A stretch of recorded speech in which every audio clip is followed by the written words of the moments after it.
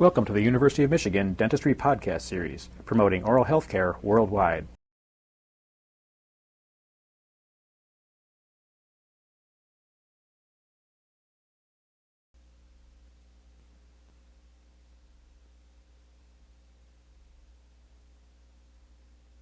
Today we would like to take the opportunity to present some of the preoperative considerations in a patient of ours who has been kind enough to agree to the recording of some of the sessions relating to her tumor.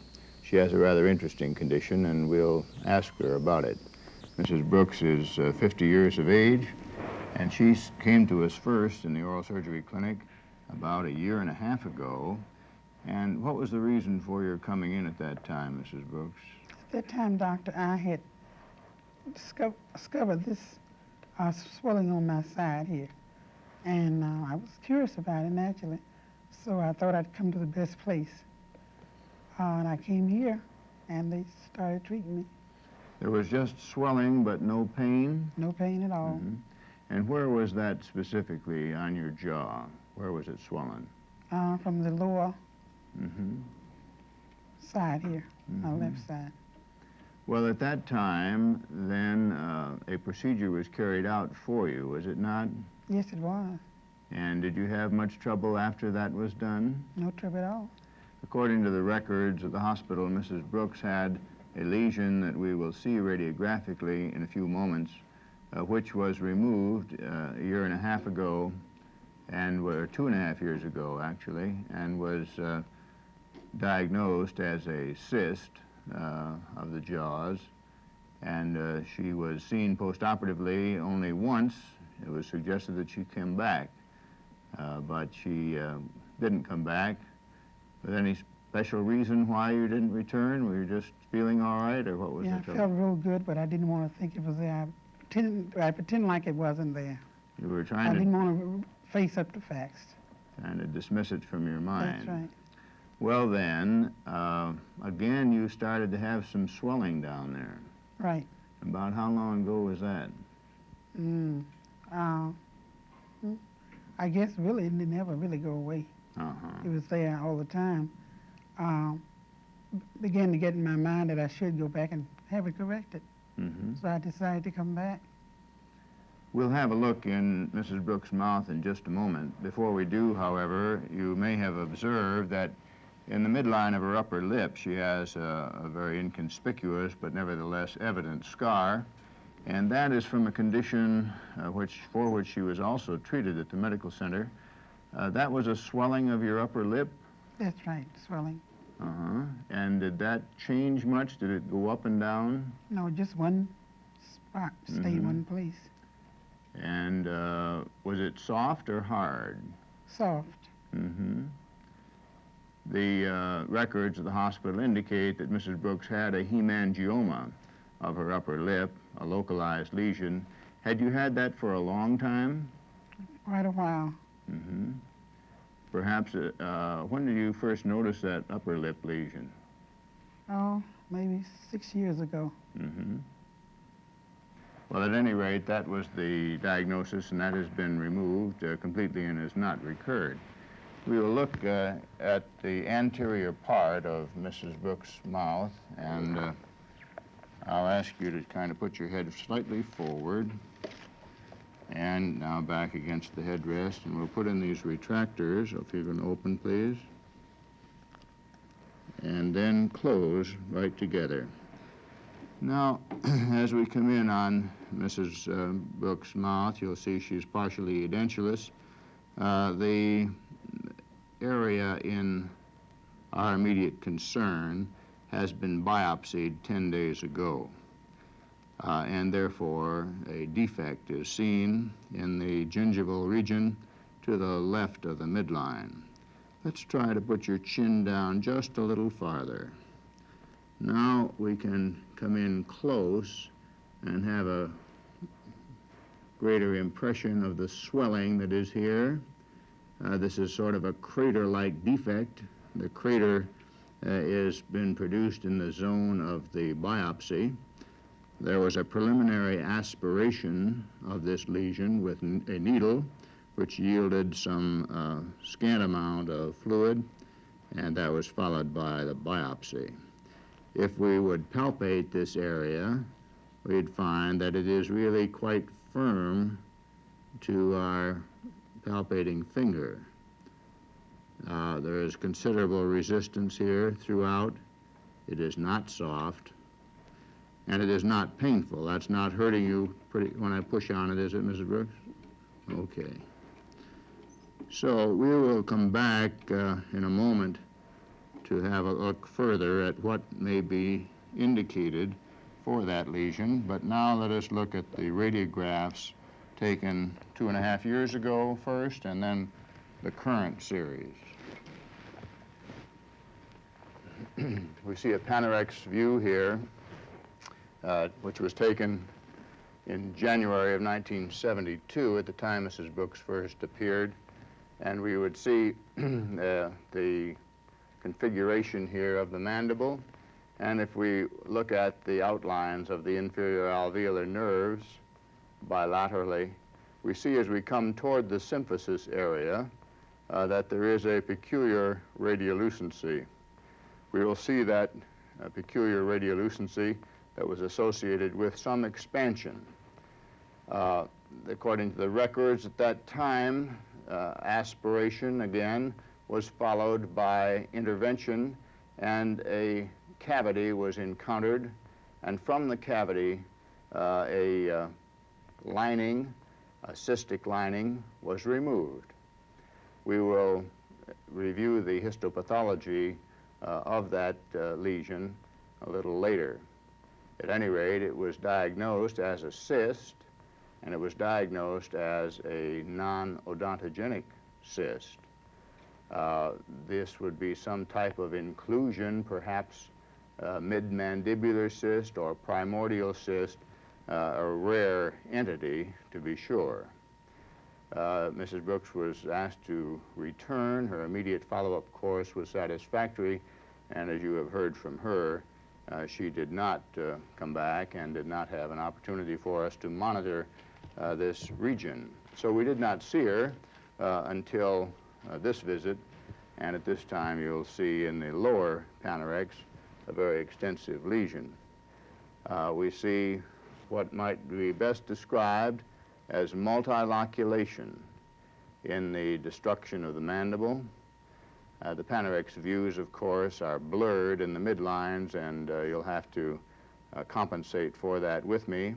But as we look at some of the detail here, this has a multiloculated, or rather soap bubble appearance, and it extends back into the body of the mandible, and it goes nearly from first molar region around to the other first molar area.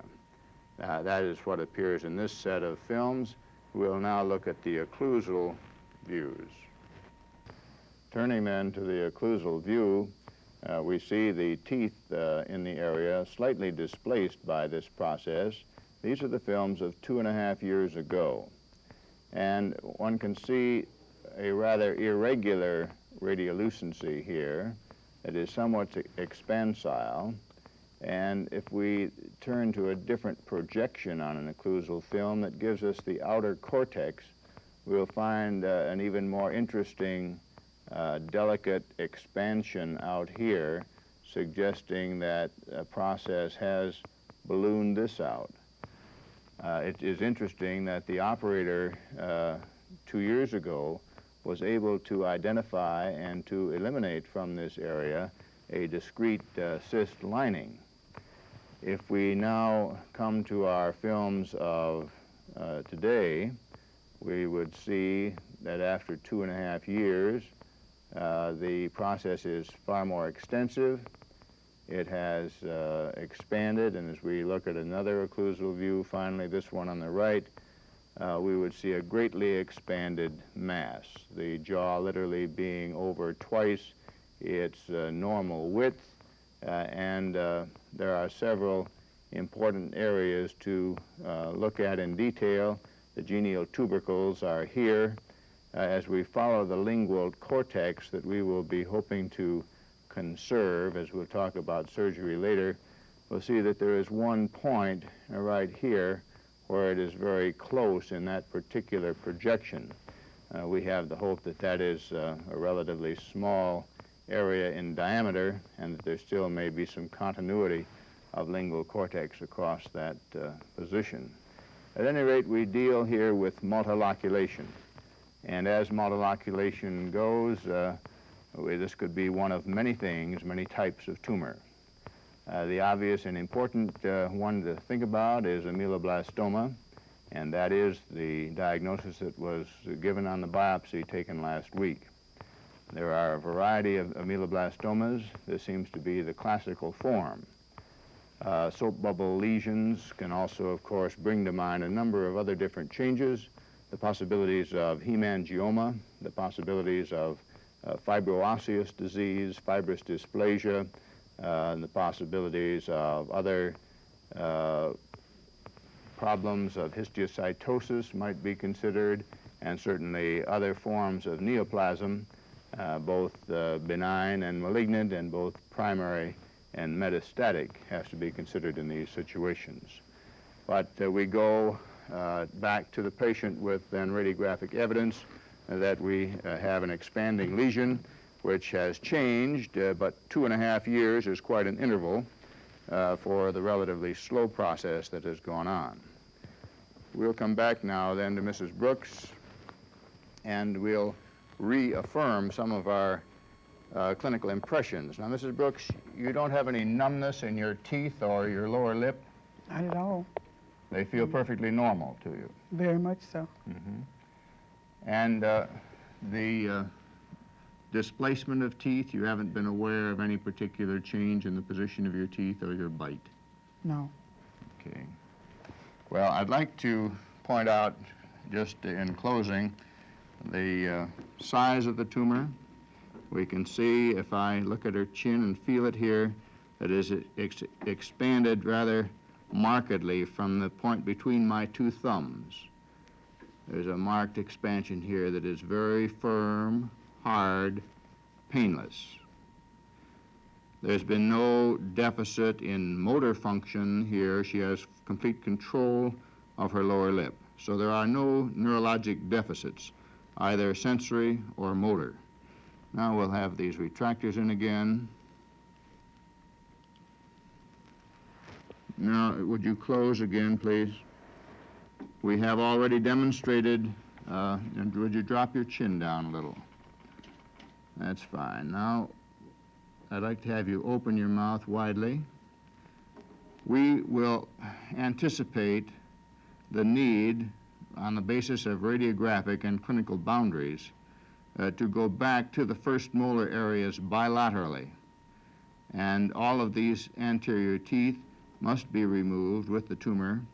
We'll attempt to leave the lingual cortex of bone and the lingual periosteum, and we will then try to, now if you'll close again, please, we of course must excise all of the area where the ameloblastoma has penetrated the gingiva. When ameloblastomas penetrate soft tissue, they tend to be far more aggressive than their characteristics while they are in bone.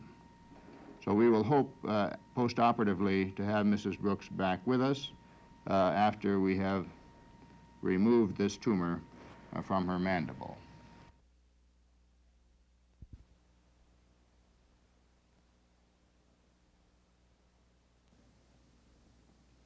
We have the opportunity to follow the course of Mrs. Brooks, whom you saw in a pre-operative sequence. Mrs. Brooks, you were operated on about 6 days ago? Right, 6 days ago.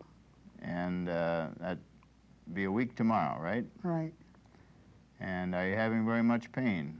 No, I haven't. Mrs. Brooks had an intraoral approach for her large ameloblastoma of the mandible, and her tumor was resected in a manner that we will review. I think perhaps a return to the initial radiographs and then an immediate post-op radiograph will be somewhat helpful for that. We'll come back to her in a moment. As we look at these radiographs, you'll recall that the upper film shows us the multiloculated destruction of the bone, which in this irregular appearance had expanded and had gone back behind the levels of the mental foramina bilaterally. So if we look down at the post-operative film, we see an appliance in place. We'll look at this intraorally in just a moment.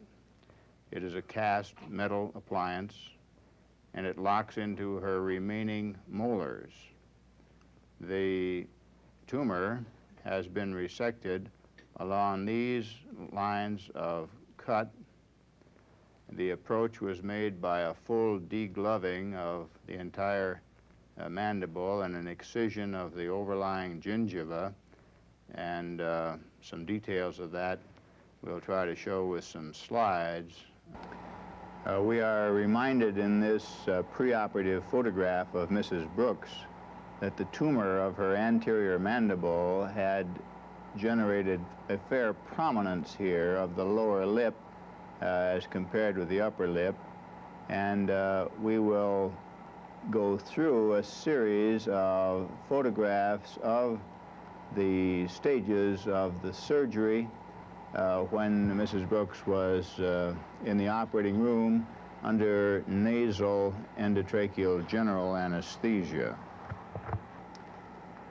This represents what is commonly known as the degloving procedure, and that the lower lip is literally degloved from the anterior mandibular surface.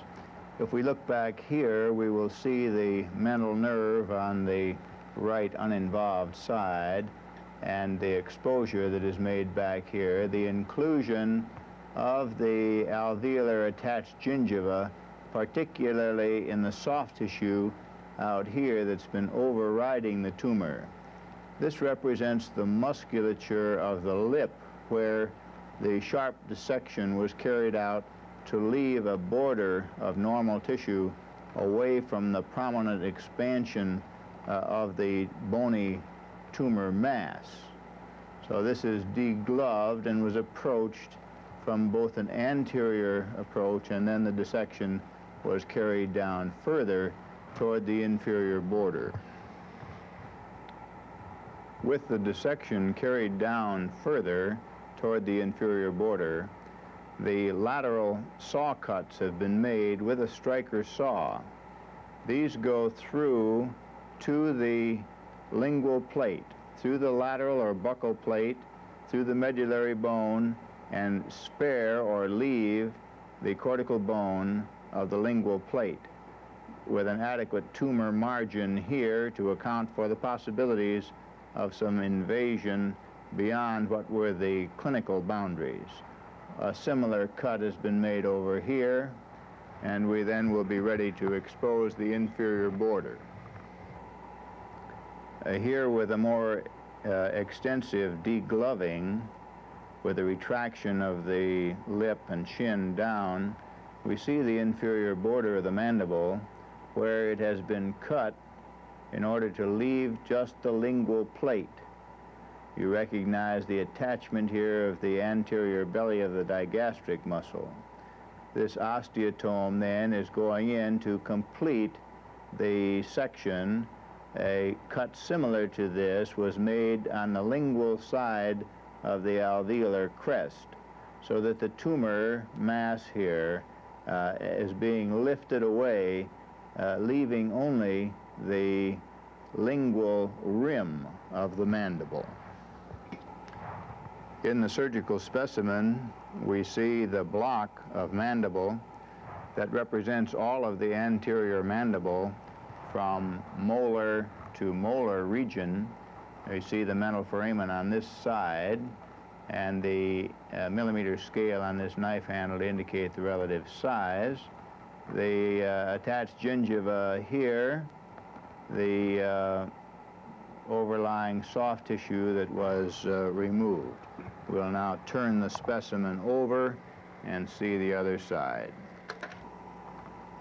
This represents the inner surface and undersurface of the specimen, and we can see the type of tumor destruction that is present here. Each of these little caverns that is honeycombed represents a mass of tumor cells that has destroyed the bone and generated some soft tissue fibrosis around it and expanded the entire contour of the jaw. We see at the margin normal bone down here and the beginning of tumor at this particular point. So it was within the confines of cortical bone, except in the big mass here where the overlying soft tissues were taken. Now we'll see the residual mandible. Although this might appear to be the outer cortical table of bone, it is not. It represents the lingual table or cortical plate that has been smoothed out by surface mechanical debridement with an antrim burr in order to eliminate any possible caverns of tumor. We can see here this would represent the cross-section of the mandible from the outer cortex here into the inner cortex. At this particular place, the tumor seemed to be particularly invasive and threatened to penetrate the bone at that point. For that reason, this opening was made in order to assure ourselves that we had eliminated bone that was involved by any gross tumor, and then the soft tissue bed was removed from this periosteal region in order to be sure that we had obtained a complete peripheral excision of the tumor. That on microscopic study came back as tumor-free, as did the margins of bone and soft tissue. One can see the residual alveoli of the incisors up here, just the lingual plate of the alveolus. And then this thin bone is very thin here, is of course vulnerable to fracture. So the mandible needs support in order to avoid that vulnerability of fracture. This represents a stage in healing to illustrate the type of mechanical support that was afforded by the appliance that was wired to the molar teeth. It spans and reinforces this thin lingual cortex in order to prevent any fracture during the initial phases of healing. From the adhesion here, we have in mind the place where the major soft tissue deficit occurred at the time of surgery, when all of the overlying gingiva and the overlying muscle of the lip was excised in this vulnerable region of maximal expansion. This is the photomicrograph of the surgical specimen that was removed for Mrs. Brooks, and we can see initially under this magnification the characteristic nests of cells that represent the primitive ameloblasts.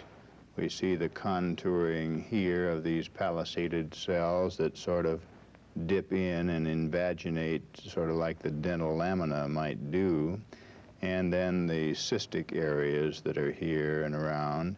And as we look down in here under highest magnification, we can see the tendency for the cells to be arranged in a palisaded form of classical ameloblasts. Now this tumor and these nests of tumor had elicited quite a fibrous reaction around them as we go back out, and we can see the tissues into which this had been invading. We see over here the bone margin. This is a trabecula of bone representing a portion of the bone into which this tumor was invading. And we see the close proximity of tumor cells to it, and other sections showed tumor well within these. And you see the general fibrotic or desmoplastic response to the nests of tumor. And if we go from the bone of the jaw outward toward the skin, we would see over here the proximity to muscle. This is the striated muscle of the lower lip that was removed along with the soft tissue and the overriding mucosa from that large mass that you may recall. So we have here a classical ameloblastoma, and one that has all of the characteristics of that unique epithelial neoplasm. But as we look at this post-op film now, we see the margins at which the resection was made, and at one point there was this penetration through the lingual plate. That penetration was very small, and we enlarged it to about 4 times the original aperture in order to be sure that we had eliminated all of the involved bone margin, and so we could get good samples of the soft tissues that were through the lingual plate. Those have been reported as being free of tumor. So we have a situation where the mandible, weakened by the resection of about 7/8 of the cross-section diameter of the mandible at this point, with only a thin lingual plate holding it together, pathologic fracture or accidental fracture is being avoided by the support which this metallic splint lends to the weakened mandible. Now, it may be somewhat difficult as we return to Mrs. Brooks to demonstrate completely the post-operative situation, but we'll try to do that. And Annie, I wonder if we can have your chin down just a little bit. I think that'll help. And now close your lips together. And you can see that she has full competence of her lower lip. And we'll have a look inside. I'll try to slide this cheek retractor in here. Now, would you close a little bit, Annie? Let's see. I'll try to close. Drop your chin again. Okay. Well, you're getting quite a reasonable view of the suture line, of the appliance locked around this molar back here, and the sutures that were just put in last week. She has a slight midline dehiscence of the incision, which is of no great consequence. It's granulating in, and she was put on an antibiotic program. Now close your jaws together. You can see now that she has functional contact of the molars, and just stick your tongue out. Full range of motion of tongue. Now you can put it back. Again, close together. Obviously, she has numbness of her lower lip and chin out here. These mental nerves were divided, and the canal contents were taken along with the tumor mass. So Mrs. Brooks is a little bit limited on her dietary intake. We're going to leave that appliance in place for at least 2 months. She'll get on to handling the cleaning of the appliance a little better as she gets more soft tissue healing.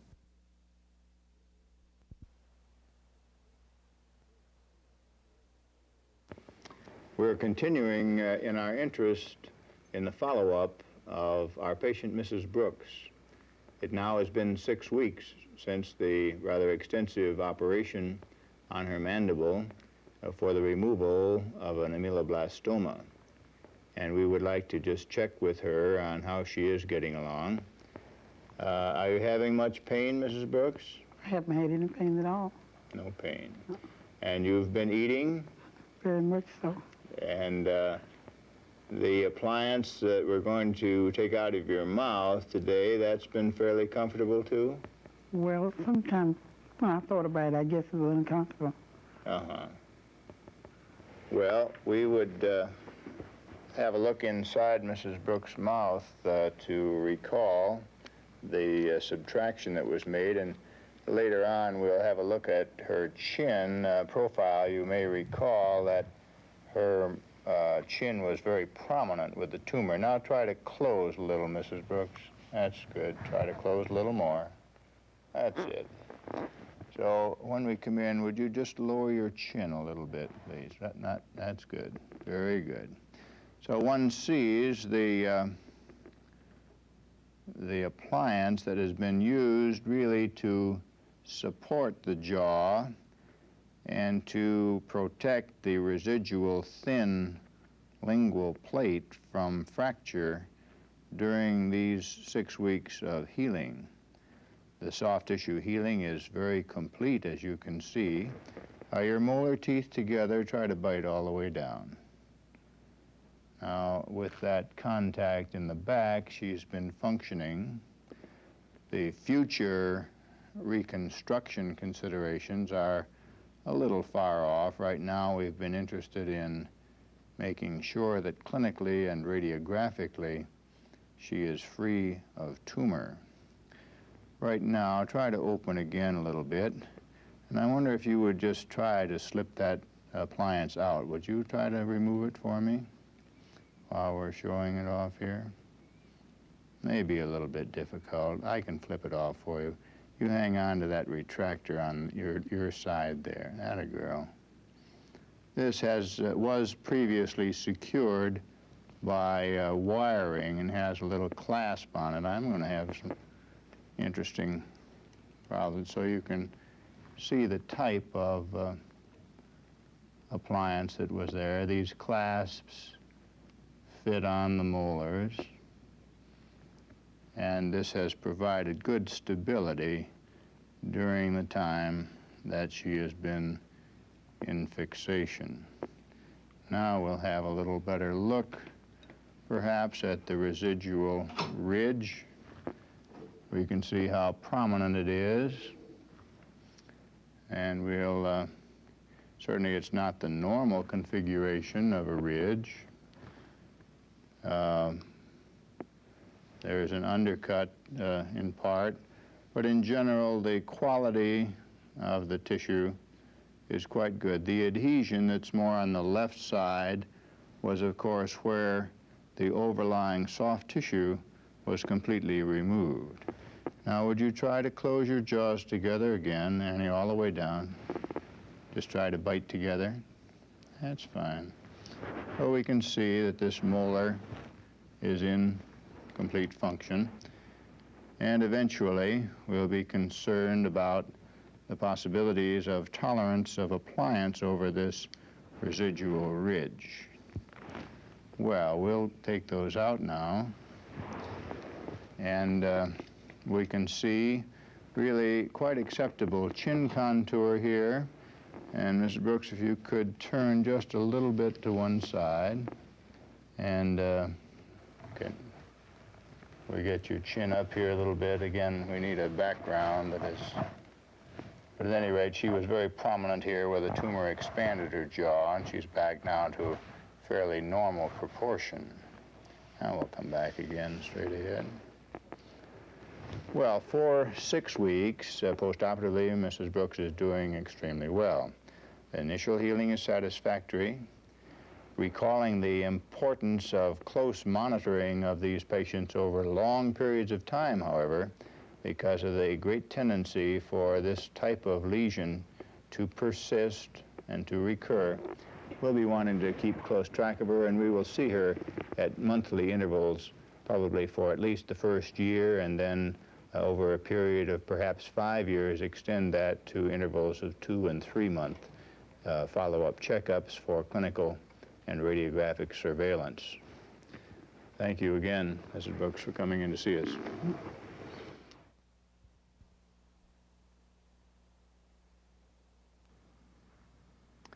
This is a follow-up visit for Mrs. Brooks at 3 months after her surgery for the resection of her anterior mandible for the recurrent ameloblastoma. And we can see that her profile is certainly normal. She has reasonably good chin support and as far as facial balance and configuration is concerned, there's no evidence of the resection of the tumor. From the front, we would see that she also has a reasonable proportion to her face, and as we look in to the mouth and put these retractors in position,